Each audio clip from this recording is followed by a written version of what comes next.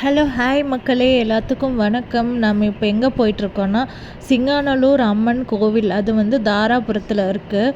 நாங்கள் வந்து கோயம்புத்தூர்லேருந்து தாராபுரம் போயிட்டுருக்கோம். இது வந்து எங்கள் அம்மாவோட குலதெய்வ கோவில்னு சொல்லிட்டு ஒரு டைம் போகலாம் அப்படின்னு சொல்லிட்டு போயிட்டுருக்கோம் மக்களே. இது வந்து பார்த்திங்கன்னா ஆடி அமாவாசை அன்னைக்கு போனோம். சண்டே வந்துச்சு அன்னைக்கு. சரி இங்கே போய் பார்க்கலாம் எப்படி இருக்குது என்னன்னு தெரியல. இந்த கோயில் நான் இப்போ தான் ஃபஸ்ட் டைம் போகிறேன். எங்கள் அம்மா 2-3 டைம் போயிருக்காங்க, அதுவும் சின்ன வயசில் போயிருக்காங்க. இப்போ வந்து எப்படி இருக்குன்னு தெரியல. ஒரு 10-15-20 வருஷம் கழித்து இப்போ தான் போகிறோம். குலதெய்வ கோவில், எங்கள் அம்மாவோட குலதெய்வ கோவில். எங்கள் கோவில் வந்து சேலத்தில் இருக்குது. இந்த கோவில் வந்து மெயினாக வந்து அந்த ஒரு குலம் இருப்பாங்க, அவங்க மட்டும் கும்பிட்றது. சாமி வந்து பார்த்திங்கன்னா வெறும் தலை மட்டும்தான் இருக்கும். உடம்பு இதெல்லாம் வந்து இந்த சைடு பேரூர் சைடு ஒரு கோயிலில் வச்சுருப்பாங்களாமா. இந்த கோயில் வந்து அவங்களோட இதுக்கு வந்து ரொம்ப ஃபேமஸான கோவில்.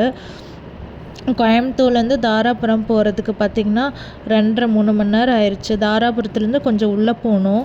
நாங்கள் மத்தியானம் ஒரு 10 மணிக்கு அந்த மாதிரி கிளம்புனோம்.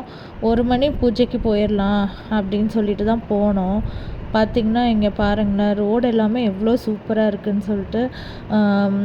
ரொம்ப வெயிலாக இருந்துச்சு அன்றைக்கி. நம்ம கோயம்புத்தூரில் கிளைமேட் பரவாயில்ல, ஆனால் அந்த சைட்லாமே வந்து தாராபுரம் சைடெலாம் ரொம்ப வெயிலாக இருந்துச்சு.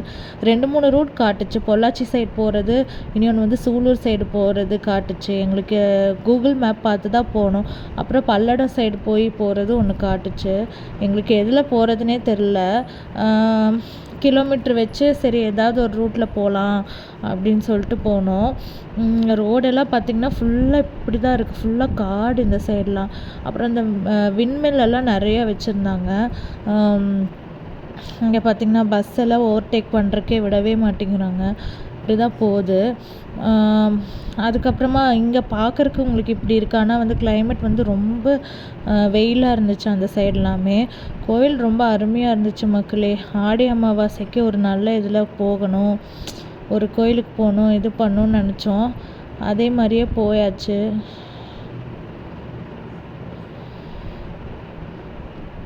சரி போகலாம் அப்படின்னு சொல்லிட்டு போயிருந்தோம். ரொம்ப மேப் போட்டு தான் போனோம். எங்களுக்கும் தெரியாது ரூட் எந்த சைடு போகணும் என்னென்னு. எங்கள் அம்மா பஸ் ஸ்டாண்டு இருக்கும்னு சொன்னாங்க. அங்கேருந்து இறங்குனா இப்படி போகணும் அப்படி போகணும். பஸ்ஸில் போகிறது வேறு, காரில் ரூட்டில் போகிறது வேறு. ரெண்டுக்குமே டிஃப்ரென்ஸ் இருக்குது. எந்த சைடு நம்ம எப்படி போகணுன்னே நமக்கே தெரியாது சொல்லப்போனால். அதனால தான் சரின்னு சொல்லிட்டு நாங்கள் போயிருந்தோம். சிலதெல்லாம் ரோடு வந்து பார்த்திங்கன்னா ரொம்ப குட்டியாக இருந்துச்சு. பார்த்து தான் போகணும். போகிறவங்க ஸ்பீட் பிரேக்கு, ரோடு இதெல்லாம் பார்த்து போங்க. நடுவில் செக்கிங்லாம் இருக்காங்க, பார்க்குறாங்க. அதுக்கப்புறமா பார்த்திங்கன்னா நம்ம ஊர்னால் கோயம்புத்தூர் தாங்க நல்லாயிருக்கு. இந்த ஊரில் வந்து ரொம்ப வெயில் ஜாஸ்தி. இங்கே கிளைமேட் சில்லுன்னு இருக்குது. ஆனால் அந்த சைடெலாம் பார்த்திங்கன்னா ஃபுல்லாக அந்த காடு தான்.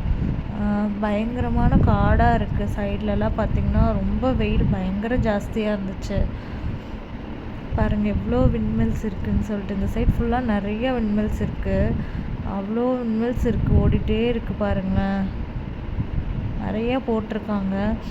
லாரிஸ் எல்லாம் வந்து கண்ணா பின்னான்னு வராங்க. பார்த்து தான் போகணும் அந்த சைட் போகும்போது.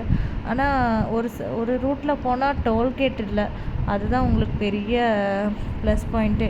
டோல் இருந்துச்சுன்னா வந்து நமக்கு போகிறதுக்கு வர்றதுக்கே உங்களுக்கு ஜாஸ்தி செலவாயிடும்.